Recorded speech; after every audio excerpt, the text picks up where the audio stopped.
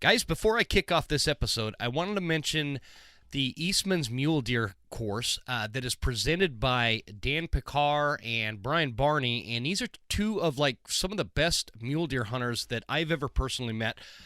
Really love this course. It's the perfect time of year to jump on at eastmans.com and check this course out. It's a really good deal for you. They go through everything from safety to training and preparation, to choosing a hunt, making a hunt plan, gear, scouting, glassing, field judging, rifle hunting, bow hunting, hunt strategy, all sorts of stuff, all evolving around mule deer hunting. And this is the time of year because we're just kind of inching our way into October and coming out a lot of these elk hunts for us September hunters. And now it's time to focus on on mule deer hunting. And if you're anything like me, you're pretty nutty about it. And you are going to like this episode. Speaking of Eastman's hunting journals, I've got my buddy Brandon from Eastman's on for this episode. Let's kick it off.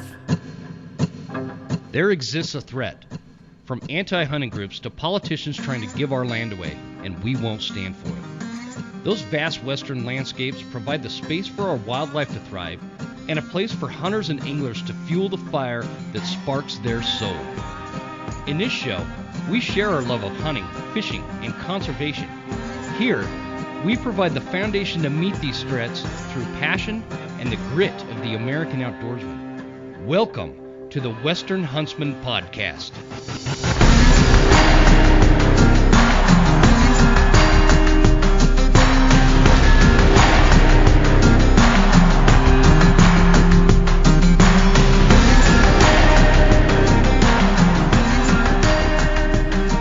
Ladies and gentlemen, welcome to this episode of the Western Huntsman podcast. This is Jim Huntsman, your host, coming at you hot and heavy from the Broken Tine studio right here in North Idaho, Clark Fork, Idaho, that is. Guys, welcome back to the show. Hope you are having one hell of a hunting season. I never know quite what to say when I'm recording during hunting season because I know a lot of you are out there. And I've been out there a lot. If you heard last week's episode, you heard about my September. So we are recovering from that whole incident. And if you haven't heard the story, go back and check out the episode. I called it Fire on the Mountain. Quite the epic tale there. So on this episode, I've got my buddy from over at Eastman's Hunting Journals. His name is Brandon Mason, joining us. And Brandon I'm going to actually have him describe what he does at Eastman's, but he's a wildlife biologist that now works for Eastman's down there in Powell, Wyoming, and he is a wealth of information. So, Brandon, thanks for joining me, man. I appreciate you coming on the show.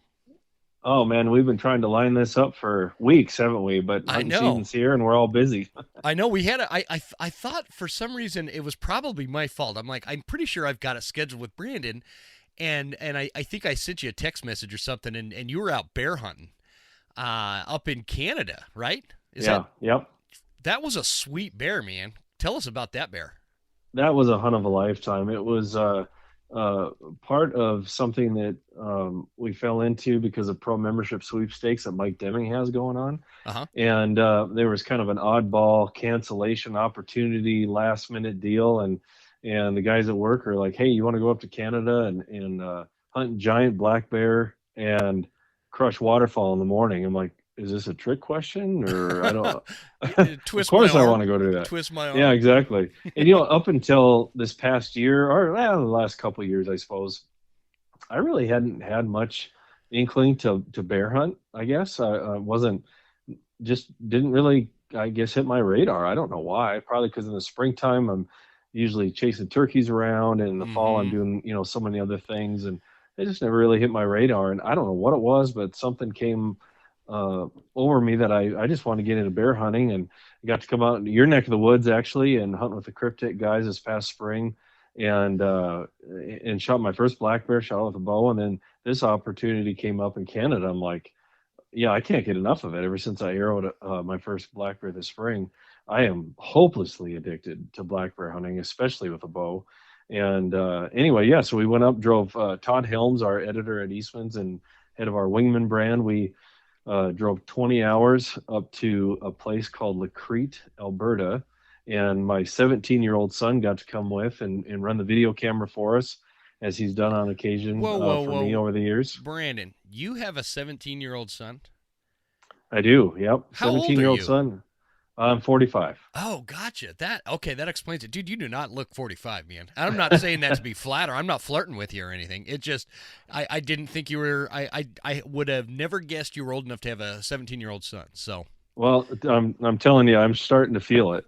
I'm starting to feel 45. Yeah, you and me both, man. But no, it's so anyway, we went up to Alberta, and I mean, this is a pretty big statement because I've been hunting all my life. And of course, I've worked for Eastmans now for a dozen years, and I've got to do some crazy cool opportunities that I've never, without working here, I probably wouldn't have had the opportunity to do some of the things I've done. And this bear hunt was probably the funnest hunting trip I've ever done in my life. It was an absolute blast. There was just tons of black bear up there. Oh, I couldn't believe it. I mean, the bear that I ended up arrowing was on, I can't remember, the second or third day, and we'd already looked over tons of bears every day. There's just multiple stalking opportunities, and it was feeding along a field edge. I was down on my knees because I was trying to cut it off to the edge of this field, and I got ahead of it barely and dropped to my knees, drew my bow back. It stepped out of the oat field, and I thought I was going to get a broadside shot. It turns and it starts walking right at me, and when it was about 18 yards coming towards me, it angled just a little bit to where I had a quartering toward shot, and I shot and crushed its front shoulder and hit its first lung. And we gave it some time, obviously, but it was pretty exciting after that because it was very vocal also. And it's funny because on the way up there, my son said, he's just at that age where he wants a lot more adventure and he doesn't like the day-to-day, humdrum stuff of life. And he's like, I just feel like I need some adventure, Dad. And then this happened, and I'm like, well, how's that for you? Yeah. How about a little trip to Canada to shoot black bears?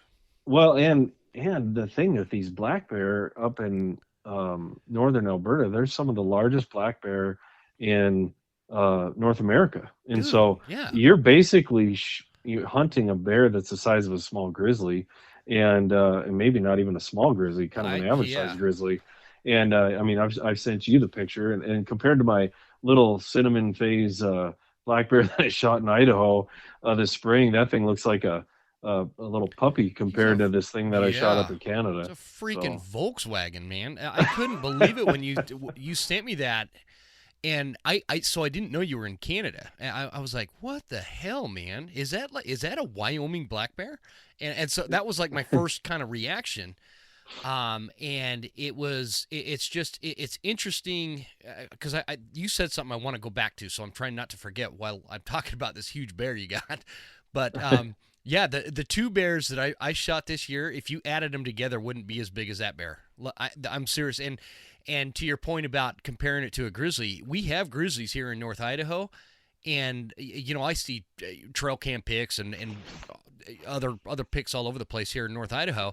That bear is like bigger than most of the grizzly bears I'm seeing up here. So it was gigantic. Yeah, it was one of those things that again, that area is known for giant black bear, but even the guides, because up there you have to hunt with an outfitter, and the guides that we were with, which were some of the best people I've ever met in my life, by the way, but they do this every day, right? They know their apex predators big time, and they saw that once we got up on it and went, oh my gosh, that thing is huge. And here's the craziest part. Obviously, you're trying to shoot a giant boar, right? Mm-hmm. And up there they don't have quotas on X amount of sows, and they shut the season down or nothing, so they're just overrun with black bear. And that bear that I shot, believe it or not, is a sow. No kidding. And I obviously, shooting it, I thought it was a boar because it's so big. Yeah, I would have never guessed a sow. Even the guides, like once we rolled it over, they started laughing like, you got to be kidding me. That's crazy, man. They were blown away by the size. Yeah, they were blown away by the size. And then on top of that it was a female, just unheard of. Huh. So, wow, man. Yeah. That's incredible. What did you get the skull measured? I haven't yet. No, it's been such a whirlwind during hunting season. I haven't even. Yeah. It's I should have done it right away when we were up there. I just didn't. It was late. The days are really long up there, and so honestly, the furthest thing from my mind was putting a tape on it because Todd Helms shot a really nice bear also up there with his bow. And by the time we got his taken care of that first night, or first or second night, um, I think we went to bed at like 3 in the morning. And because the days are long, Oh especially you're yeah. really far up north, and then you get up, at 3 to 3:30 in the morning to go shoot geese and a little bit of ducks, but mostly geese. And then you crash back at the cabin for a few hours, and then go out at 4 o'clock again and hunt till dark, which is 9:30. Drive back to the cabin about an hour. Then you eat supper at 10:30, and then you just do it all over again the next day, and you get up at 3 again. And so it's a marathon of a week, but Mm. it's such a good time. Yeah, It's so fun. sounds miserable. Sounds absolutely miserable. Yeah. I want to talk about real quick, going back to something you said there, that you have never been way into bear hunting, and it's kind of a new, I don't know if you called it a passion, a new passion, or whatever. hmm I'm hmm curious about that because I'm the same. I have the same story with bears. I've not ever in my adult or in my life had some a big draw towards hunting bear. It's just never been my. And interestingly, before I was into hunting bear, I'd see them all the time when I was like elk hunting or whatever. See these bears all the time. So since I started elk or bear hunting, I don't see them nearly as often, obviously. But it's one of those things that and I'm talking to other people out there that might be listening to this, and they're like, man, I just don't really have any interest in going bear hunting. I started bear hunting like seriously 2 years ago, 2 seasons ago. And this year has obviously been my best year for bears. I've got two of them.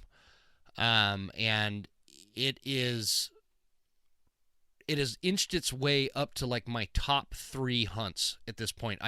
hmm I love September archery elk hunting. I love high mountain ruddy mule deer hunting.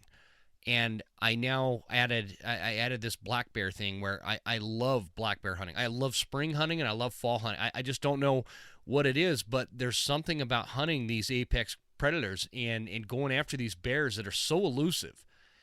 It's just it's like a huge passion for me now, and the meat's really good, by the way. Yeah. What changed for you? Like, where did that come from? Because I don't even know where it came from for me. I just decided to do it one time, and all of a sudden I was hooked. What about you? The only thing that I can think of, honestly, was, obviously, Scott Reekers, works at Eastmans, and Scott and I are both very passionate mule deer hunters. Mm-hmm. I mean, we love hunting about anything, but we're both diehard mule deer hunters, and we were up in the high country in Wyoming back in, I think it was 2020. Yeah, it was 2020, and we had on this one ridge that we had seen a lot of nice big bucks from. There's this bear that would show up. I mean, he was 1,000, 1,500 yards away, but he was always terrorizing the deer on this hillside, Oh, and deer would really? take off running. Oh yeah, he was just like the bully of the mountain, Like and chasing them and off, kind of thing? yeah, or even if sometimes it was kind of hard to figure out what he was doing, but he'd Huh. spook all the deer and they'd take off, and then he had to wait hours for them to come back, and everything. It was kind of frustrating. But then anyway, we relocated camp over to the other side of this ravine, which is a major event up in the country we're hunting, and because we finally found a buck uh, that Scott really wanted to shoot, and the only way to get a shot off was to move our camp and everything closer. So we do that, and we have llamas in the backcountry on this particular trip, and help haul all that our backpacking stuff and hopefully an animal on the way out. And my son Hunter is actually on this hunt too, videoing. He was so he would have been 15 at the time, and he and Scott were on this ridge, kind of babysitting where this buck might come out, and right behind where we were sitting on this ridge, it looked like um, what's that movie with all the lions over in Africa with Val Kilmer? The Ghost in the Um, Darkness. Ghost in the Darkness. Yes, It looked sir. like right behind this ridge that we were sitting on. It looked and smelled like just this. It, I don't know, like a lair almost. I mean, there was Ah, yeah. animal parts everywhere. Yep. Everything was torn up. There was beds everywhere. There was feces everywhere. It stunk like bear. And we didn't realize it at first. We're like, holy crap, this is like, we're right in where this bear lives. And anyway, one day we needed to filter a bunch more water. And you can imagine with 3 guys and being in there for days, there's a lot of water that we have to deal with. So I told Scott and Hunter, I said, why don't you guys just go ahead and keep watching for the deer? I'll go filter today. It was during the heat of the day, middle of the day, nothing was going on anyway. So I leave my rifle with them on the ridge. I didn't want to carry it with me. And I wasn't packing a pistol on this hunt. And I had bear spray on me. And I took one of the llamas and a couple of our empty, bigger water reservoirs and went to the nearest stream where we were using for a water source. And I tied a llama up to the tree, and I go down into the creek, and I'm pumping water forever. I mean, I was probably down in there an hour and a half. I was getting close to done, and I was sort of in a daze, just pumping water. And I should have been paying more attention. But all of a sudden, the llama lets out this god-awful scream. It sounded like a woman screaming, and it scared me. And I looked up, and in the creek with me, less than 100 yards away, was a giant boar, black bear, that one that we'd seen terrorizing the mountainside. And I don't know if he saw me or not for sure, but he was downwind, so he had to have smelled me. And then I think he was coming to check out this llama, to be honest with you. Well, ironically, these llamas that we rent, they're really good llamas, but this particular one, the guy that we rent them from, he said that now this one might be a little skittish. Wasn't our first time using llamas. He was comfortable sending him with us. He said he's just been chased by a black bear a couple weeks ago, and an outfitter actually caught him because he was running around and freaked out. Oh, wow. Well, anyway, so here I am with this poor llama that's tied to this tree who had already been chased by a bear, and this other bear comes in. Well, so I drop everything, didn't even think, left my walkie-talkie and everything down in the creek, and luckily I still have my bear spray on me. And I run up by the llama, I'm hoping he won't snap the lead rope because we'll never get him back. Yeah. And so I'm trying to get him calmed down. And I thought, well, I watched the bear saunter off into the tree, so I thought, well, whatever, the bear's gone. I just need to get this llama calmed down. And I look up, and this bear had circled us and was coming in, walking with his head down in a fairly aggressive position. And I'm like, holy crap, he's coming in. Like he knows I'm here now. He knows this llama's here now. And this bear was giant too. And for Wyoming standards anyway. And he's coming in. And I'm thinking, I'm doing, hey bear, waving my arms and trying to be calm and get the llama calmed down. And his bear keeps coming and keeps coming and keeps coming and keeps coming. And he gets, I don't know, 50 yards away from me maybe, and stood up on his hind legs. He's checking me out. Like, you could see him analyzing, like, do I want to do this or not? Yeah, can I take him or not? Yeah, and I'm thinking in my mind, holy crap, I'm actually going to test bear spray today. I mean, this is happening. And the bear went back on all fours and takes a few more steps towards us. He's not within bear spray range, but if I would have had a pistol and a license, I'd have shot him. Yeah. And he slowly turns and just saunters off into the trees, and then he was gone. And then I had a real rodeo on my hands with that llama, of course. That thing was freaking out. And I was able to barely hold on to the llama once I got it untied from the tree, and grabbed my walkie-talkie, and I got Scott on there, and I said, you need to get over here. I got a rodeo going on. Oh, man. So him and my son came running over. Anyway, so I'm thinking, I don't know for sure, but ever since then, all I can think about is shooting a bear. Yeah. And then, because of our partnership with Cryptic that we just launched April 1st of 22 here this year, they want to do a hunt together, and spring bear hunting was right there, and we were able to get some over-the-counter licenses, and they have a friend who's got a beautiful ranch that he let us hunt on, and went over there and shot one with my bow. And I'm like, ever since that first arrow hit that that first bear, I was like, I'm crazy addicted. Like, I can't even put it in words. I didn't think anything in my life would even come close to ever rivaling mule deer hunting for me. And I'm telling you, black bear hunting is there.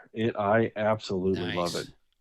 And part of it is, I don't know if this is right or wrong, but like I told the people up in Canada, we could have shot a second bear, and we had rifles we saw a giant boar up there the next night after I shot mine, and they just assumed I would grab the rifle and go shoot this giant boar because he was pretty patternable what he was doing in this on this field edge. And I'm like, I said, no, sir. I am addicted to the roar. I Yeah. love being close, and that roar. Some of them are not very vocal. Some are really vocal. The one up in Canada was extremely vocal, and the one in Idaho this spring just let out a little, roar when you first shoot it, and even just that little bit of a noise, I can't get enough. I mean, I know. it's crazy, especially when you're that close to them, It's such a and foreign thing. Like we never hear that from a bear. You know what I mean? And so it's like it's such a foreign thing that I know exactly what you're. The thrill of hearing it like that is just something else. it is, and it's part of it is I never thought I'd ever think this. Like you hear stories of Fred Bear and people like that that are just addicted to the bear hunting, partially because of the danger of it all. Mm-hmm. And I thought that's crazy, man. I don't want to hunt anything that can hunt me. And man, I mean, in fact, that big boar that I was talking about in Canada that we went tried to get that next night. My son and I were 25 yards from him, and I was at full draw, and I didn't loose an arrow because there was just enough of the edge of this oat field that were in the way of his vitals, and it probably would have been an okay shot, but I just didn't feel comfortable taking the shot, and so I let my draw down, and that bear he never knew we were there, and I could never get Wow. another shot, and but just being that close, and that was another giant bear, and my son even said afterwards, he's running the camera like we just squatted down, and then they're feeding in these fields and they'll pop up like you can't see them. All of a sudden, boom, they pop up like the whack-a-mole game, and there's bear heads popping up out Mm-hmm. of these Yeah. fields. And this giant bear was 25 yards away, and we're hunkered down, and he couldn't see us, but he's looking in our direction. It looked like he was standing up, looking directly at us, like he wasn't happy about us being there. And my son said, "Man, Dad," he's like, when that thing stood up and looked at in our direction, I was like, "We just made an epic mistake squatting down like this." Oh, But that's awesome. Excuse me. yeah, What's what's your Instagram handle, Brandon? actually, I don't have one. I'm Oh, kind of that's right. Okay. I'm one of the weird ones that doesn't do much on social media. I So, think and you've it's not told me because I'm that. against it. Yeah, I'm not against it or anything. I just don't have time for it, to be Okay. honest with you. Okay. No, that makes sense So, because I was just trying to pull it up to see if I could see that bear again. But you know what we didn't do because I have it in my mind that you've been on the show before, but you haven't. no. And so we need to like formally introduce who you are, what you do, and just kind of tell everybody a little bit about you because you're an interesting guy in a sense of where like the trajectory, if I could pronounce that right, of your career has kind of gone. And I was, we met the last, I don't know, a few months ago when I was down in Wyoming. And yeah, let's start with that. I want to talk about what you went to school for, and then kind of how you ended up at Eastmans, and go from there. Does that make sense? Yeah, absolutely. It's definitely been an interesting journey, one that I couldn't have planned on, but yet one I hoped for, if that makes sense. Mm-hmm. Um, Growing up, we were big into the outdoors, and then especially when I got into my early teen years, when I can actually have a deer tag and go out with my friends, even apart from my dad, to go pheasant hunting or whatever. I was born and raised in North Dakota, and lived there until I was 33, until we moved here to Wyoming. But um, I, I got the archery bug when I was 16, and was just over the top passionate about archery instantly. I mean, I really enjoy rifle hunting as well, and Mm-hmm. that's what I started doing, and I don't plan to ever quit that. But um, there's just something about being that close to an animal that doesn't know that you're there, and just the purity of archery and everything. I am so passionate about it, and so I got bit by the archery bug pretty heavily when I was younger, and then my dad. So I grew up in North Dakota, but I was born in the western third of the state and lived in that a lot of my childhood, in that Badlands corridor that a lot of people are familiar with, where Theodore Roosevelt had a couple ranches, and it's a Mm-hmm. pretty historic place, and it's gorgeous country. It's still where my heart is, even though I love where I live now, and I wouldn't necessarily want to move back, but The Badlands are just my favorite place on earth.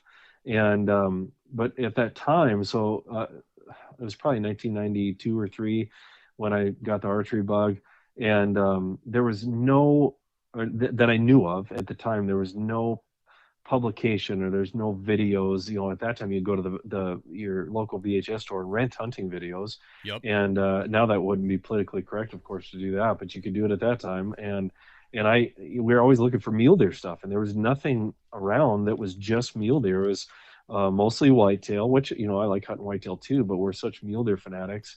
And there's the occasional elk hunting video back then. Mm-hmm. No information on moose and bighorn sheep, pretty much. It's just difficult to find that stuff. And I was in a video store after school one day, and I saw some of the Eastman's old winter range mule deer videos, and I just looked in disbelief at the covers of these VHS tapes, and it was 100% mule deer out on the winter range. I'm like, you gotta be kidding me. And at the time, I hadn't heard. This was when I just heard of the Eastmans, because you think about it, Eastman's Hunting Journal was starting in 1987, and so by the time the early 90s came around, it was still a pretty young publication. Yeah, It hadn't been around that long, and wasn't as widely distributed yet as what I probably wouldn't have even seen it. So anyway, I run across this video, or these couple videos, and I take them home and watch them after school, and I am just completely blown away that there's a mule deer only video and there's somebody doing this. So I call my dad at work, and I'm like, "You're never gonna believe this!" And I was so excited. He's like, "You're kidding me!" So we watch them together, and then we found out that they have more videos, and we get more videos, and subscribe to the magazine. And I remember saying to my dad, I watched Guy Eastman, who's now I think he's 50 or 51. He was in college at the time on these videos with his grandfather Gordon, and calling at deer and just doing all sorts of cool stuff. And I remember saying to my dad, "Man, I wonder if they ever hire people." And Dad said, "That's just a family little company." He's like, "You need to find a real career. You can't. There's no." He's like, "There's no future in that." What does he's he like, say now? Yeah, well, we both laugh at that story, of course, but at the time he was probably right, because it was just they didn't have a bunch of employees or anything, and it was. And Oh, go ahead. Go ahead. And so anyway, I knew I wanted to do something wildlife related, and there's a guy that we knew in our town who worked for the North Dakota Game and Fish Department, and he gave me some pointers on how to get into what degree to get and all this. And he said, I'm not gonna lie to you, it's tough out there. There's a lot of people that want wildlife jobs. There's not a lot of jobs, which is still the case today. And he said, what you should do, he said, go and get a business degree or an accounting degree, and you can maybe work for a wildlife agency or a wildlife company, and then on occasion you still get to get out in the field. I'm like, well, I guess that's a pretty good compromise. So I got a 2-year degree in business. Wow, I'm drawing a blank on business management. No, my 2-year degree was in accounting and finance. I guess they didn't call it that, but that's what I was focusing on. And then I transferred to university to continue my accounting and finance double major that I was working towards. And a semester into the university, I'm just like, I'm in a class like cost accounting and all this other stuff. I'm like, oh, shoot me now. I can't do this anymore. And my dad, in full disclosure, my dad's an accountant. And he told me, he said, once you get to that level, you're going to know whether or not you're an accountant or not. And I knew I could not do this for the rest of my life. And so I went and switched my major to wildlife and fisheries biology.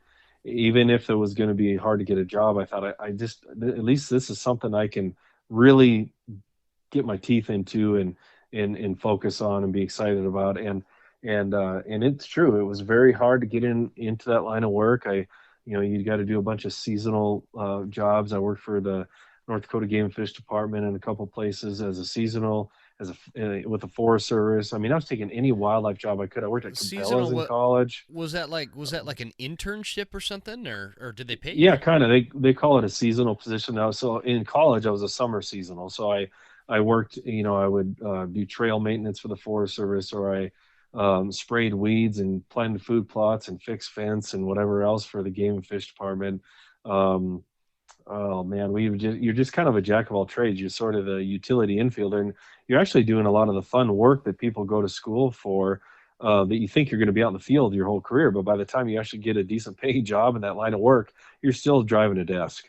I mean, Oh you man. don't get out in the field much, and you're stuck. It's just the way it is, and it's and I did that for a while too. I got on full time with Game and Fish and worked as a wildlife technician and a private lands biologist and then after that, I had a job opportunity. I'd been volunteering for the Mule Deer Foundation for many years, and then they had a position open up in that region, and I took it. And so I was a In regional in director. in the Dakotas? Did you say Uh, in I North Dakota? covered North Dakota, South Dakota, Eastern Montana, and Northern Wyoming.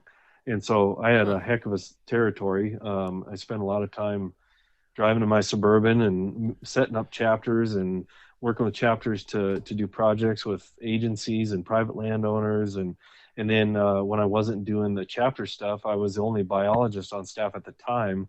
They have more than this now, but um, so Miles Moretti, the former CEO, the one who hired me, he and I would go to all the international wildlife meetings on behalf of Mule Deer Foundation, Hmm. and so we would go to the Western Association of Fish and Wildlife Agencies, Wildlife Management Institute, man, several others. I was part of the Mule Deer Working Group. I sat on energy councils to help do mitigation projects when it comes to energy development of wildlife, and it was very interesting, and they trusted me a lot for a guy that I was just in my upper 20s at the time, and they really gave me a lot of rope, to I say to Yeah. hang myself from, but Just but enough. anyway, yeah, and then with all the travel with MDF, my wife and I were having kids at the time too, and popping out babies, and it was just I was just gone so much, and it was so hard to be gone that much. And my wife was a nurse working night shifts, and we were shifts passing in the night, and so I decided to resign from there. And in the meantime, just on the weekends and stuff, I had built up my own agricultural fencing business. So I built barbed wire and electric fences for ranchers, and that had Huh. gotten so busy that I needed to decide, what I was going to do for a living, either that or the wildlife stuff. And so I quit the wildlife stuff and did that for just a short stint, and then a random conversation with Ike Eastman happened, where I wanted Eastman support on a fair chase measure in North Dakota that I was still volunteering a lot with wildlife related groups and trying to protect fair chase hunting in North Dakota. And he said, I heard that you quit Mule Deer Foundation. What are you doing now? And I was fencing, like I said, and then our little church that we went to, we were in between preachers, and I was actually preaching full time also. So here I was, a wildlife guy, and then I was preaching and fencing, and I was sitting in the preacher's office in our little church when I called him, and I told him what I was doing. He said, that's the weirdest thing I've ever heard of in my life. I said, I know it's not exactly where I saw myself 20 years ago, but And so um, this wasn't the first time you like spoke with or met Ike, right? You knew him before that through the Mule Deer yeah, Foundation, just or a couple chance meetings, through chapter related stuff here in Cody, Wyoming, which is of course near where the Eastman's office is, and there's an Eastman's employee who actually had the job that I have now. He had that job at the time, and him and I have become friends. His name's Matt Suk. He's a good, really good guy, still in the industry, and he's just, or his resume is unbelievable. The things that he's done, and hmm. anyway, he had told, he was on the Cody, Wyoming MDF chapter committee at the time, and so he had told Ike in passing that I had resigned, and then he had actually resigned because he wanted to work in the nonprofit wildlife arena at the time, and he went to work for the Wild Sheep Foundation. And then Ike said, "Well, Matt resigned, and man, I'd sure like to talk to you about the job." And I about dropped the phone. So all these years later, being in high school, thinking I want to work for the Eastmans, yeah, I couldn't have planned it the way it happened, but yeah, that's kind of what happened. Interesting, So man. Did you ever tell Ike, like prior to you getting hired at Eastman's, that when you were a kid or a teenager, whatever, that you had a discussion with your dad about how you'd want to work for him, and your dad kind of poo-pooed the idea because back then it's just not a realistic thing to think about back, early '90s. I gotta it's it's always fun for me talking to somebody that's roughly my same age, and talking about the way we were raised and some of the things that happened. I actually rented. I got so excited when. Do you remember the Blockbuster video rental stores? The block. They were Oh yeah. everywhere. They were Oh everywhere. yeah. For you Definitely. youngsters out there, we used to physically have to drive to a storefront and go in and find all these videos that were like either VHS and then they came out with a DVD, rent them, and then return them after watching them. So anyway, um, Right. I did that and rented and I was super excited. Found an Eastman show, and you know how the old VHS tapes that you could put the tape over the top of them to record over the top? Yeah. Do you remember that? Somebody did that to the Eastmans one, and obviously the video rental store didn't know this, but somebody did that, and it started playing like the Eastman's little intro they had back in the day, and then it switched, and all of a sudden I was watching the intro to Ghostbusters, and somebody recorded Ghostbusters over the top of the Eastman stuff, and I was pissed. And, I'm like 14. I was like 14 or something. But anyway, that was That's hilarious. So let's get back to what you were talking about there. So you had a conversation with Ike, and Yep. he's like, I want to talk to you about a position. Where to go from there? Well, and then the ironic thing too with all this is that backing up to when I was originally going to go into accounting and finance and hopefully get a job working on the business side of a wildlife related company, I was thinking more of an agency or something like that, like a state or federal agency. And I started off strictly handling our magazine advertising for both Eastman's Hunting Journal, Eastman's Bow Hunting Journal, and building relationships and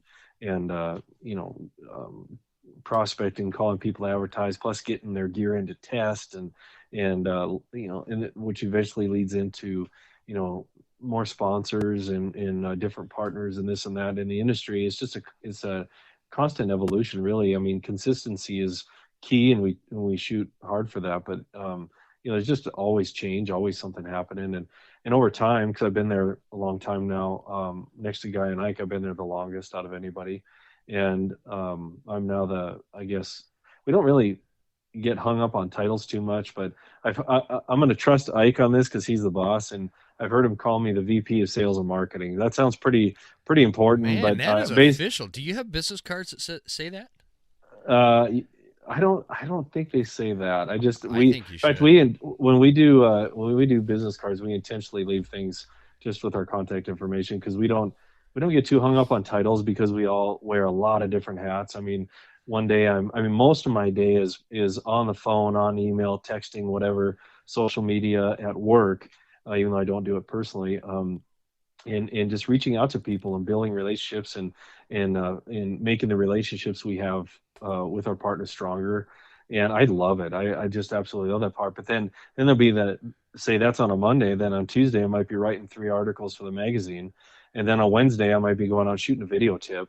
And I mean, and then hunting season, of course, all of our hunts are filmed. Yeah. And it's just, there's never a dull moment. And then, of course, because of, we're a small company still, and there's 14 of us there, and there's just a lot of meetings and a lot. Eastman's moves at lightning speed, and we have to because the media world is just ever changing.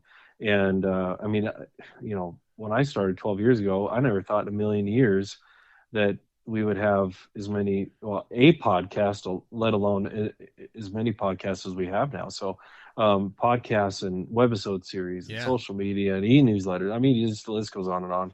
And so there's never really much time to catch our breath, which I like because I don't do well with boredom or with monotony. And so I needed to stay fresh and just keep going. What are all the podcasts? You've got Brian Barney's show. You've got the Wingman. Yep. With Todd. Yeah, we got obviously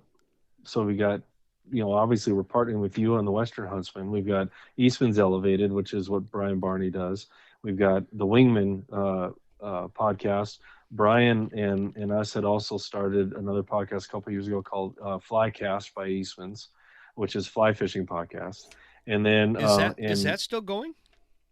It's still going. It's not, the fly fishing world is it's not as big as what you think as a consumer. No, and it's definitely there's not like it's never going to be a giant thing like like Eastman's Elevated is, or anything Yeah. like that. But and then we also have the Eastman's Predator Pros, which is a predator hunting Oh yeah, that podcast. Predator Pros one. I forgot about that And one. and then I can't say too much right now, but we're working on a couple others too. So Well, you kind of spilled the beans that I haven't actually spilled on my show yet. Man, I like mule deer hunting. It's almost time, too. I look forward to mule deer hunting every single year. It's what I grew up on. That is not to say that I'm great at it, but now there's some really good resources available, and my favorite one is over at Eastman's Hunting Journals, where they have the mule deer course. This course has all sorts of digital information for you to go through as an e-course. It's got the basic safety, training and preparation, choosing a hunt, making a hunt plan, gear, scouting, glassing, field judging, rifle hunting, bow hunting, hunt strategy, harvest, the experience. All of it is right there in one spot for you to access and learn from some of the best like Dan Picard and Brian Barney. So up your mule deer hunting game by going to taghub.eastmans.com/courses/online mule deer course. You know what? Just look up Eastman's Hunting Journals and you'll find it. It's super easy. Let them know I sent you. You won't regret it.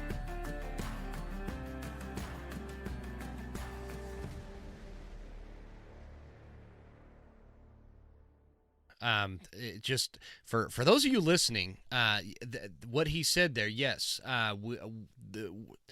we, meaning I, here at the Western Huntsman and my golden retriever,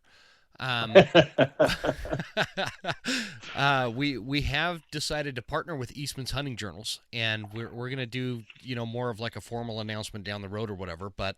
I do just want to touch on that real quick. That I didn't want to just kind of blow over that because you'd mentioned it. I haven't made a big stink about it yet, but I do want the audience to know that I am like beside myself excited because, like you, Brandon, I grew up on Eastman's Hunting Journals. I was a subscriber to it was probably the first magazine that I personally ever subscribed to as a kid. And I paid it by I paid for the subscription myself by mowing lawns, and it's something that we've been working on a long time, and got to come down and meet with you guys this last summer, and things have worked in a way that looks this partnership's a go, man. So it's been good. Yeah, it's exciting, and there's a really big bright future that we've all talked about with just really blowing up the Western Huntsman and just even taking it to the next level. We're excited.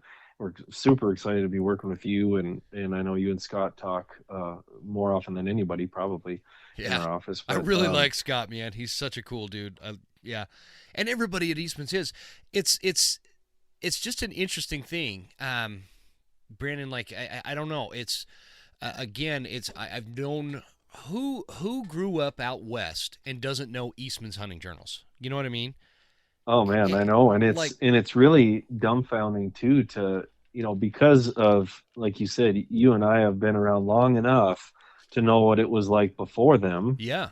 Not before the Eastman family necessarily, but before maybe Eastman's Hunting Journal started. Sure. Because Gordon Eastman started filming in the 50s, which is before my time, and so they've been doing it a very long time. But the media landscape has just grown so much, and it's exciting. It's cool to be a part of, and a lot of what's out there now is because of what the Eastman family started decades ago. I mean, there was no such thing as this. Yeah. I mean, Mike Eastman wanted to write for some of the bigger national magazines, and he didn't have a journalism degree. He wasn't a Jack O'Connor and some of these other guys that but yet people were starving for this Western information that he had in his head, and he wanted to share with people. And he would go to sports shows, and people are just like, well, I'm coming out west, and I've got, I'm hunting elk. And he said it was very clear that they were hungry for the information, and they were intimidated because they don't live out here. And even the ones that did live out here, they wanted more tactics on how to be successful and gear reviews and all that stuff that we do. And it's just funny to hear them talk about how that started. He came home from one of the shows, and he told his wife, I'm going to start a magazine. And she's like, what? I know. And it's just a cool story. Did you In did in you did you say that right, or did you Yeah. or you misspoke? You said I am going to take the trash out wrong. Yeah, yeah, exactly.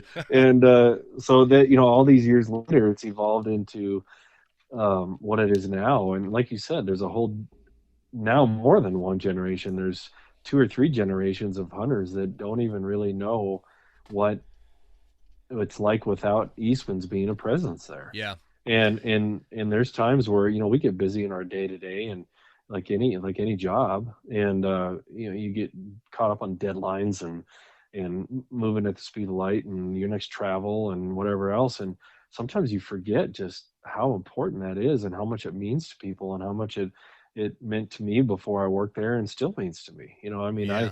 I've said it often to a lot of my coworkers that I'm a firm believer that the hunting industry needs an Eastman's Publishing in the fold. It's just one of those, we don't really fit the mold of what everybody wants all the time, but we're just so consistent all the time. That's the Eastman family. That's the way they are. And even though we got a lot of good, creative, uh, hardworking employees that just knock it out of the park every day, the Eastmans are the driving force. I mean, they are such visionaries, and without that, man, it wouldn't be what it is, Yeah. today. No, for sure, man. I couldn't agree with that more. I just was super impressed when I came down there from Ike to you to Scott, to all the team down there, Dan and Todd, and gosh, we had Luke. So again, for those of you that follow me on Instagram, you noticed some of my posts got a lot better than what I know how to do. That's because it's not me. It's Luke. I still post on there, but he does these ones, and I don't know how he does it, man. Well, he'll post something on there, and it'll get like 10 times the amount of interactions that I'll ever get when I post, because I'm just a hillbilly, man. I'll post something and yeah, cool, whatever. Not him. Yeah, It goes yeah, nuts. he's good at it. Yeah, it Yeah, goes he's really, viral. and it just shows that when when you really love doing something. Some people, some of us in the industry, we do you do social media because it's expected, or it's Yeah. just part of the job or whatever. Well, Luke's, he speaks that language. He's in the right age group, and he geeks out on it. I mean, he just loves it. He Yeah. knows how to talk to people. So you basically picked up and moved from North Dakota to Powell, Wyoming for Eastmans. Is that right? Correct. Yep. And so I'm curious as to what that was like, from like a personal standpoint. Wyoming is always, and I asked this for a reason. Wyoming has always been a draw to me. I love the people in Wyoming. I grew up going to Wyoming, and it's one of the like iconic Western states. Now, just so Ike, if in case Ike listens to this, Wyoming's not as great as Idaho, but Wyoming would be a very, very close second. And so hopefully he learns something from this. But Yeah. no, totally kidding. But Wyoming has always been a draw for me. I don't know what it is about the just the state, the culture, the people, the history in Wyoming. I love Wyoming. For you, what was that like? Was Wyoming a draw for you prior to you moving there, or was it like just an afterthought of okay, this is where my job is, and so we're gonna move there? Does that make sense? Yeah, it makes Oh, total I sense. shouldn't. I need to quit asking that. I got bawled out by my buddy Guy over at Western Contours for. He says you got to quit asking if that question makes sense. So, Guy, I apologize. Well, and it does though. Uprooting your life, especially when you have a wife and kids and a career already established, to another state on a, gee, I hope this job works out. Hindsight, I should probably go back in time and slap myself because we didn't have any major good reason to move. But um, I did. My wife and I were working really hard to try to find a way. She really wanted to be a stay-at-home mom, and unfortunately, she married a poor wildlife biologist, and she's a nurse and was making 2 to 3 times what I was making. And so that's why the fencing business started, and just trying to make all that work personally. But anyway, my friends and I, when I was 18 or 19, a couple of my friends went on a big road trip, um, and it was kind of like our graduation. Hey, let's just put on the miles in my old Blazer and just hit the road. And we put on like 3,000 miles in a week, and saw the sights from uh, going straight down to Colorado and Denver, and hung out there, and came up around. Um, into a corner of Utah on the west side of Wyoming, and hit Jackson and all that fun stuff there. Hit Cody, and we came through the Cody Powell area, the Bighorn Basin where we live, and all of us were diehard born and raised North Dakota boys. We're never leaving the state. Love it here. Love how rural it is, and the hunting and fishing and everything. And then that we're never going to leave. And then when we came through this area, we all three looked at each other and went, "Man, I don't really want to move, but if I ever had to move, I could live here. This Why? is cool." Why did you have that It feeling? it just had a vibe to it or something. I don't know. Part of it is too. I'm from extreme corner Southwest North Dakota. That's where my parents are from. That's where they went to high school. It's where I was born. I still hunt around that area a lot. Still have a lot of family back there. My grandparents are still alive there, and aunts and uncles and cousins and all sorts of stuff. And in southwestern North Dakota, really reminds me a lot of the Bighorn Basin. Obviously, there's the Bighorn Basin. We're surrounded by mountain ranges, Yeah. which North Dakota doesn't have. But as far as in the basin itself, the real arid, dry, badlands kind of rough looking country. That's what I love. And it just, I don't know, kind of felt like an extension of that, which I guess geographically it is. And yeah, when I found out, number one, that I could potentially be working for a company like Eastmans, which I'd idolized for so long, and then that it was here, I'm thinking, what are the odds of that's the one spot on this planet that I said I would move to if I ever moved out of North Dakota. And it has been, honestly, I feel like I've been born and raised here. It just feels like home. It felt like home the Feels like first home. week we moved here. Yeah. So yeah, that's there's been a few times my wife and I have traveled to Montana, or not Montana, down to Wyoming, in consideration of moving there, for a couple of different reasons. At one point, there was a company for sale down there that in Pinedale, Wyoming, that I was interested in buying, and I'm glad I didn't, because man, they get some crazy winters in Pinedale. Yeah, But they do. this was when I was like absolutely. You mentioned you did the fly fishing podcast, and I asked about it because there was this time in my life where I was absolutely bananas about not fly fishing, and so I'd go. This was when I was we were living down in Utah at the time. I'd drive up to Pinedale to fish, and well, all over Wyoming to fish. Because it's like Utah kind of it sucks for fly fishing. There's a few good rivers, but everybody knows those rivers, so it's always crowded. You know what I mean? Mm-hmm, And mm-hmm. so I would make the drive, and I'd drive up to Wyoming, and we traveled all over Wyoming and considered it, but finally came back here to Idaho, and was like, okay, this is where we belong. But Yeah, and every place isn't for everybody. I mean, it's not, yeah. there's people that I mean, I know a lot of people that would definitely not want to live where we live, because there are not a lot of conveniences from this. I mean, we have, it's not like we don't have running water and bathrooms or anything like that. You But I don't even mean, have the internet we down there. yeah, but we did. But it's like the side, pretty much roll up the sidewalks in Powell at 6 o'clock, and if you Mm-hmm. say if your bathroom sink is leaking at 9:30 at night, or say maybe a little earlier, 7:30 at night, and you just need to run into Ace Hardware or Home Depot or whatever to get a part.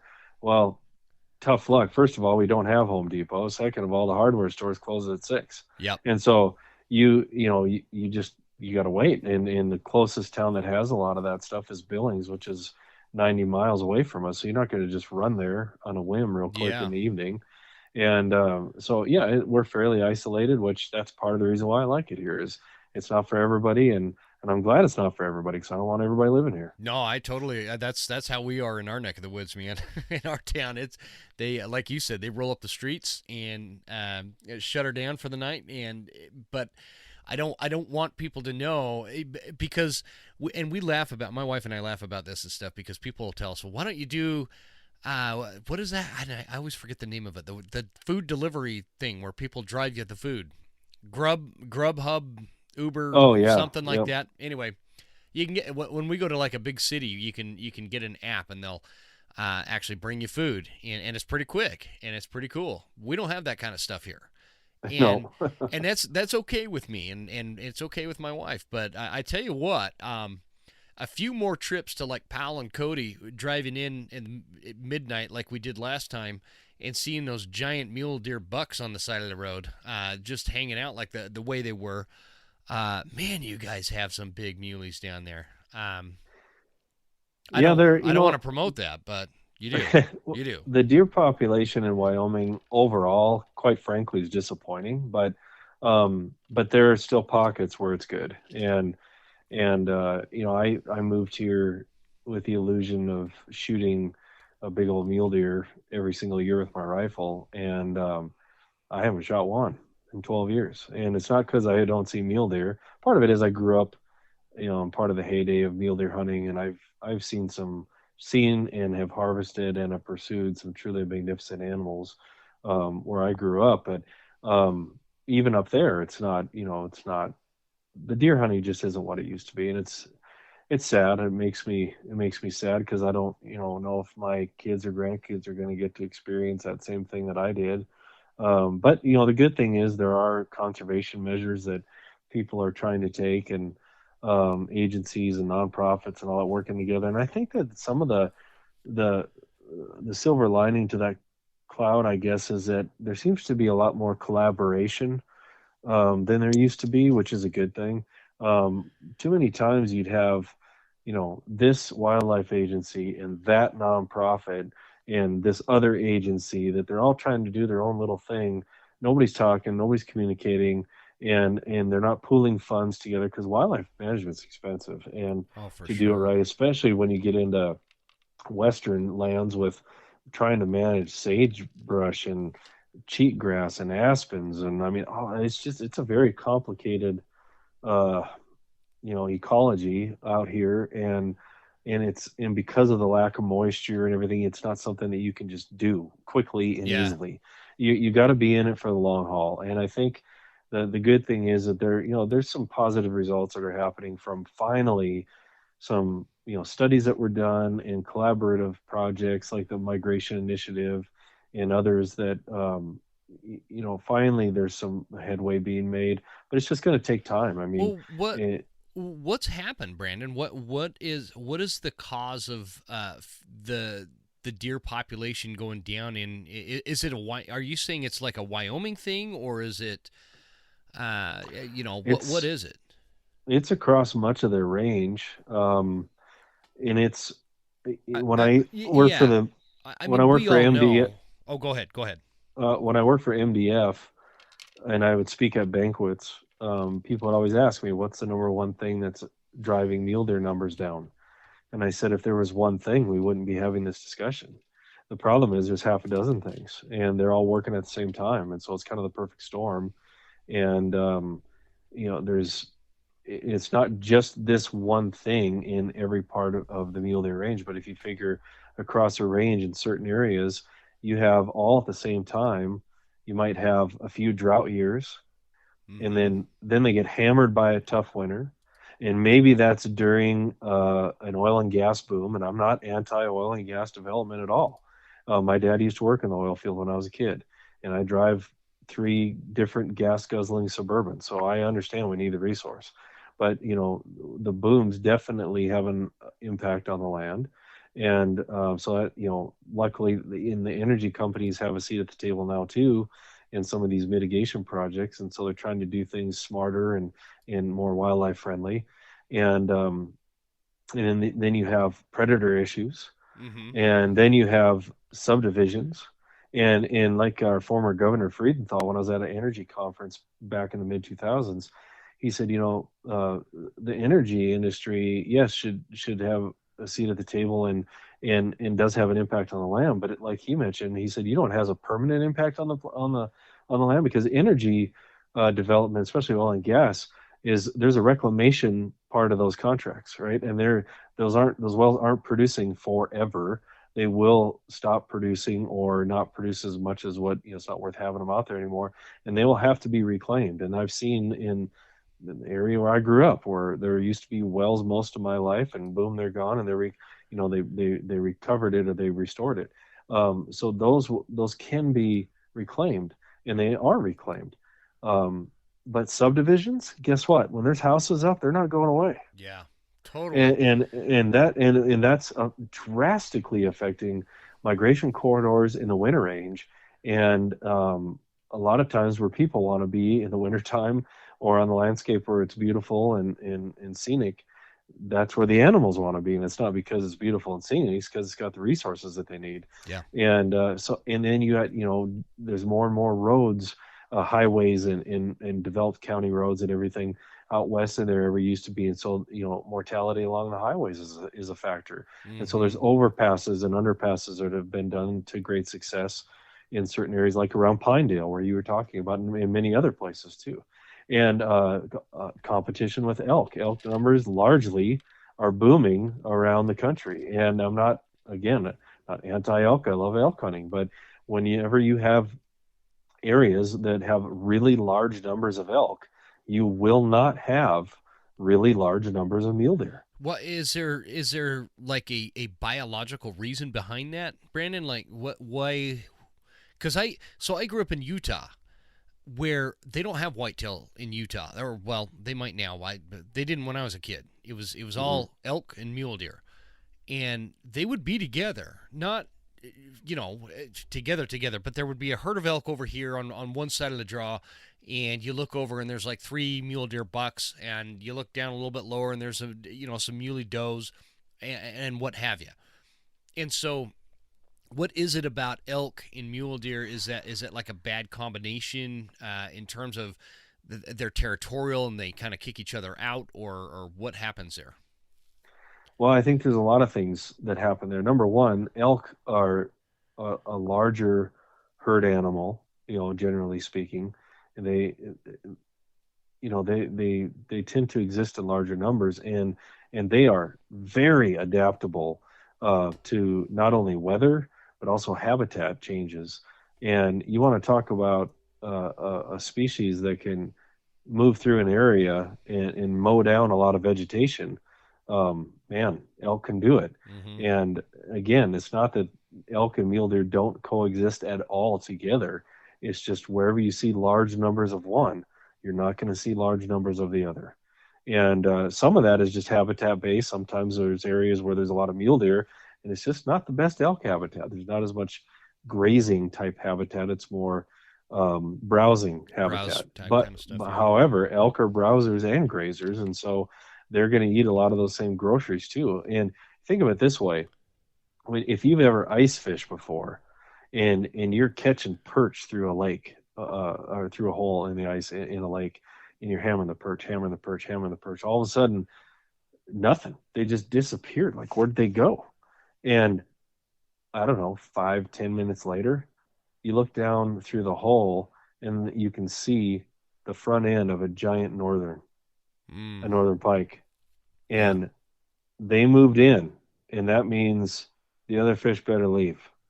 And some of that is a little different dynamic, obviously, than big game, but I use that analogy a lot because it's like the pike are sort of the elk and the perch of the mule deer. Mm-hmm. And they're just not going to be around each other for different reasons than what the fish, obviously from predator prey standpoint and all that other stuff. But sure. What I'm talking specifically, you look at a really big ungulate, like a mule deer, like an elk, and a average size ungulate like a mule deer, and the mule deer will not outcompete those elk. And elk can tolerate deeper snow before they have to be pushed out of an area. And likewise, mule deer in whitetail competition. Now, again, you'd think it'd be the same way, elk to mule deer to whitetail, right? Mule deer are the big brother, so they're going to push the whitetail out. Well, what happens is there's during the rut, mule deer, generally speaking, and most of us hunters don't ever get to see this, but researchers and hunters that have spent just an exorbitant amount of time out in the field have noticed this. Mule deer bucks, generally speaking, are more of a Romeo. They're gonna spend more time with the females.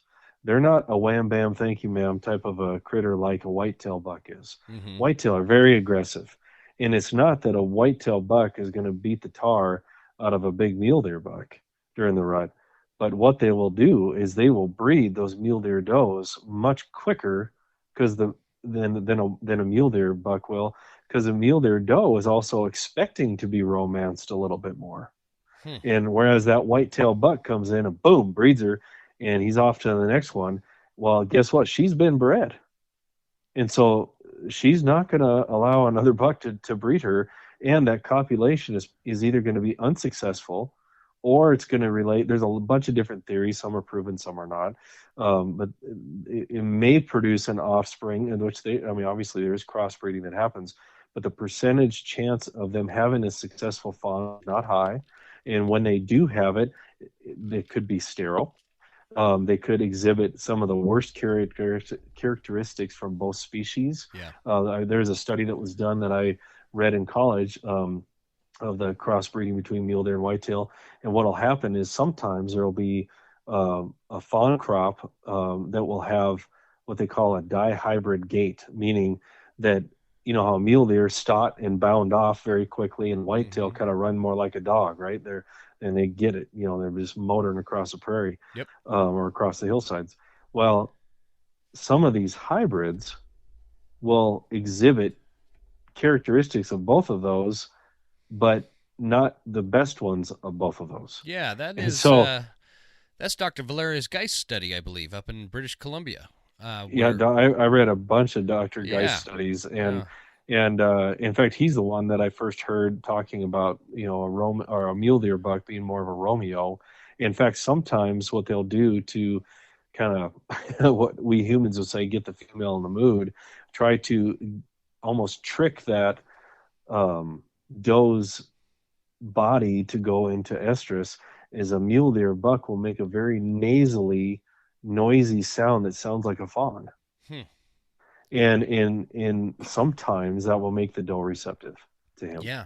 And so there's a lot more of kind of a relationship type thing. And it's not that they're they're still obviously polygamous and everything, but they don't they don't have one breeding. It's not like a breeding pair that mates for life like in some bird species and everything. But it's very interesting. So the dynamic, coming back to why mule deer numbers are decreasing, you can see that it's not just one thing. And so you've got competition with other ungulates, you've got predators, you've got human encroachment, whether that's from energy development or subdivisions, you've got weather conditions that maybe aren't favorable in a certain decade. And it just seems to all be working at the same time. And it's just, as a mule deer fanatic, it's sad to see. So, like, I guess as a consensus, it's safe to say when you're talking about factors that impact the growth of populations, or maybe the other direction where populations are going down, those factors add up a little bit heavier on mule deer than they do maybe a whitetail or with elk. Because I think that's how I feel about it. And this is why I asked you, because you've actually got the biologist background on this. Is that a fair statement that the factors adding up to a lack of growth in population is heavier on muleys, and there's more factors than a whitetail population or an elk population? Well, yeah, it mostly because it's kind of a yes and no answer, but mostly because mule deer are just for the forces that are working on them right now, they are definitely not very adaptable to those. And whitetail and elk are extremely adaptable animals, and I wish that mule deer were that way, but they just aren't. Now that doesn't mean they don't adapt at all, but they're just not as, they're kind of like me. They don't like change. Yeah. And a little slow to accept it, I guess you could say. And hopefully though, with the way wildlife managers are taking a hard look at a lot of this, they have been for a long time, that maybe our grandkids will have a different outlook on what the species, what direction it's going. Man, I hope so. Because between talking to you about it, we mentioned Dr. Geist. I had Dr. Geist on the show before he passed away, Oh wow. and we had a great discussion about everything that we're talking about. We had a big long wolf discussion. He was such a passionate guy, and he described exactly what you just mentioned, where the hybridization between the whitetail and the mule deer. What happens because we never really clarified or finished that point, but what you were getting at is the way that whitetail run. And if anybody's ever hunted mule deer and you bumped a mule deer, and the way they stot, that hop thing almost looks like a giant jackrabbit hopping over everything, and they could hop over log jams and stot over hills straight up and down, and they're very accustomed and I guess bred for that, and so they're effective at getting away from predators. Well, when you get the hybridization, though, there's a confusion within that animal where it doesn't know if it's stotting or if it's running, and so Right. it just can't get away from predators, and it can't compete with other ungulate species as well because of this. And anyway, that's a we've been going down that for a bit there, and I know we're over an hour here. I don't want to keep you too long, but I do want to talk about your pronghorn hunt you're about to go on, because there's some things, the nature of the hunt that you're going on, I think people should know about. Do you want to talk about that? Yeah, again, it's been kind of a different fall from some of these opportunities that have come up, like the bear hunt we talked about in Mm-hmm. Alberta, and then going into antelope season here. um, the tag that I drew is there's a lot of public land there, but it's all intermingled with private land, and it's not a lot of the public land is not easy to get to, or it's impossible to get through without going through private land. And a lot of times you just can't go through the private land. That's just the way it is. And I've drawn this tag 10 years ago, and I beat my head against the wall for weeks, scouting it, hunting it, then rifle hunting it. And I finally kind of understood some of the access. And then in the same area, my son has drawn a couple mule deer permits that allowed us to learn it more. And we've been this hunt is going to be used to tell the story of what passed in Congress this past year, called the Mapland Act. And what that is it is allocating federal funds and personnel to make it a focus to finish digitizing um, access easements from paper records that are in federal offices of the BLM, the Bureau of Land Management, and the United States Forest Service. And it's not that these agencies haven't been working on a lot of this over time. It's just it hasn't needed to be a priority, and they're short-staffed. They don't have the budgets that they What necessarily you do the you job. Brandon, you cut out there just a little bit. I don't know if that was my phone, but can you say that one more time? What part did I cut out on? Just right the last 10 seconds there. Okay, so it's not that these agencies haven't been digitizing, meaning getting them into GIS systems, which can then be utilized by the agencies, by sportsmen or any member of the public that wants to access them, and then also companies like, say, an Onyx Maps or whatever, might upload that data into their system so that the rest of us can know where these access easements are across private land to get to federal land. And so a lot of times you'll be, uh, you know, either driving down a road or hiking or whatever, and you get to a private land boundary, and you're, man, if I could just get across this one little quarter-mile stretch, I would have thousands of acres over there, or more federal land that I could hunt or hike or whatever your thing is. And um, unfortunately, there's never really been an easy way to tell that.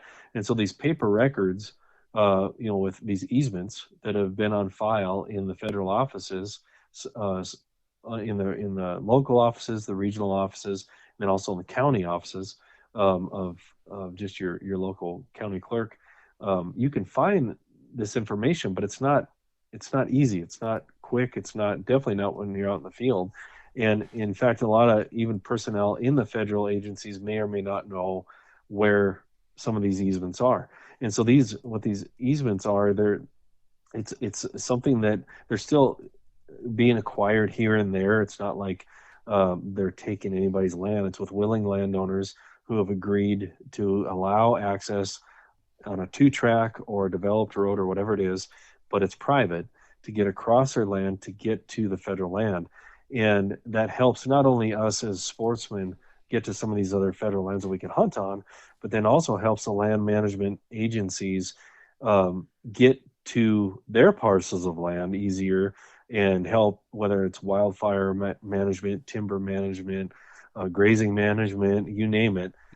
They can do their jobs a little bit easier and more effectively too. So the Theodore Roosevelt Conservation Partnership, the TRCP, came to us because we've been producing some documentaries lately, and they said, "Man, we'd really like to work with you guys on a project where we interview all the stakeholders. You know, we're interviewing private ranchers, we're interviewing Forest Service personnel, BLM personnel, people from the TRCP, people from companies like Onyx Maps that obviously has an interest in this, and many others that we're talking to them to get really the behind the scenes look at what it's like in the offices and the challenge that they have to have the time and resources to digitize all this information from the paper records, and then the opportunities that exist for all of us to access this federal land that's maybe landlocked right now and you can't get to it. And so the antelope license that I drew is in a unit where the access is a nightmare. And since I've hunted it before, I thought, well, this could be a perfect way to help tell this story. And then on the flip side, Guy Eastman drew a really good tag in Wyoming where it's almost 100% public land and shows when you really don't have to worry about boundaries other than your unit boundary because it's all public. And how the hunting differs, you know, between the two different units in the same state. Huh. So very interesting. That is going to be interesting, man. That's super cool. You'll keep me. Will you keep me kind of posted on that? This whole Wyoming has this corner crossing thing, and I'm not totally sure. Somebody explained kind of what the history was with it, in terms of how the railroad sectioned off the land, and then the landowners bought certain sections, and they'd trade back and forth, and now we got this corner crossing thing. Yeah. And so, not super familiar with it, but it's definitely something I'd want to keep apprised to. We should talk about it down the road, like maybe after your pronghorn hunt. Yeah, that'd be great. And you know, there's been some real enlightening moments for me personally on this whole project because, you know, even though I've worked for the Forest Service, it was just for a temporary seasonal type job in the summer as a college kid. And everybody has preconceived notions about everybody else, whether it's people working in an agency or somebody who works at the grocery store or whatever. We all think we know what everybody deals with on a day-to-day basis. You know, the old expression, every job's easy to the man who's never done it. Yeah. And when we have spent time with some of these agency personnel, particularly the Forest Service office in Missoula, was it eye-opening to see how diligent and painstakingly accurate they have maintained these records since the Forest Service inception in I believe it was in the late 1800s.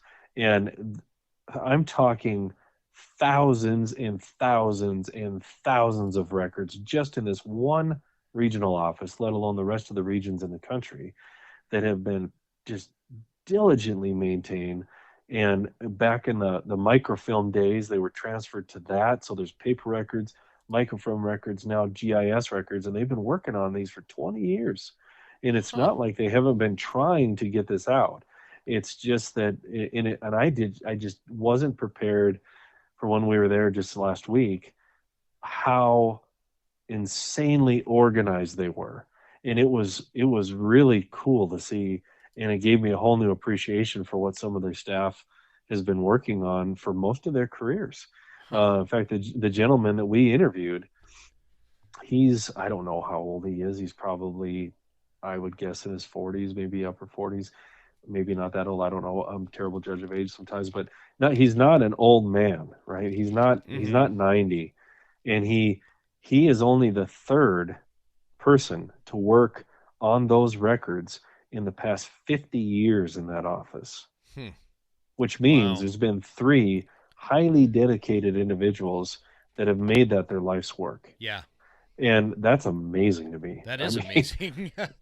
No, that is amazing. So pronghorn hunt, man. I as we kind of wrap this up, I'd love to come down a pronghorn hunt with you one day. We're gonna have to do that. It's a long journey in Idaho to get to pronghorn country from the part of Idaho I'm in. So, is that, by the way, is that a rifle hunt or is that a bow hunt? Bow hunt. Yep. Whoop, did I lose you there? Are you there? It was. You must be getting some of that Wyoming phone service, man. Oh yeah, it's epic. Let me tell you, especially where we live. We live in the Bermuda Triangle of phone and internet service. Did you say that's? I know, we kind of do too. I think we're in one of the spots in Idaho where it's like it's great 1 minute and then it's gone the next. But yep. Did you say it's a bow or a rifle hunt? It's a rifle hunt. What rifle are you taking? Actually, I am kind of spoiled. Well, I'm not kind of spoiled. I'm really spoiled. I'm using a rifle that's brand new from a new Savage rifle that they're actually debuting this month. That I think on the 24th of October. Really? They're coming out with a new line of rifles. Ike Eastman and I got to travel to the Savage headquarters in June, and we got to tour the facility and build our own rifles in this new line. And so this is the first hunt that I'm taking this rifle on. Dude, I need a job like yours, man. What the heck? I've been eyeballing that Savage 110, that high country. So, yeah. So with what you're talking about, maybe I should hold off for a minute until that comes out. Well, it wouldn't hurt to give you one more option to make the decision a little harder, I guess. I mean, you can't have too many rifles. Am I right or am I right? That's right. Yep. No, it was pretty cool to be able to see that. No, that's fantastic. That's another one that's kind of like going to that Forest Service office. Just how old that company is and how they've been building rifles and some of the technology that they've been using forever, and also embracing the new going forward is just, and how they've melded that all together. Man, It makes you feel pretty insignificant. I mean, you see what these people do each and every day on that floor, on that production floor. It was crazy. No, that's fantastic, man. I geek out on that kind of stuff. I'd love to see that. So, well, cool, man. I'm really looking forward to seeing how that goes. I know I've kept you way over an hour here, so I'll definitely let you go. I was gonna say, well, how do people find you on Instagram or somewhere? But you don't have one. Is there anywhere else you direct people to go? Or just Eastman's hunting journals? Did I lose you again? I might have lost you again. Yeah, I'm back now. There you are. Stand right where you are and don't move for a minute. So, did I lose you again? No, I'm here. Okay. Anyway, man, let's wrap it up before I lose you totally for good. I really appreciate you coming on the show. I feel like you're a wealth of information. I want you to be more of a one of those return guests that just, a couple times a year we get you on and pick your brain. Sound good? I'd love it. I love talking with you, man. That'd be awesome. Well, again, I appreciate you coming on. Good luck on the pronghorn hunt, and keep me posted how it goes, and we'll talk soon, brother. Sounds good.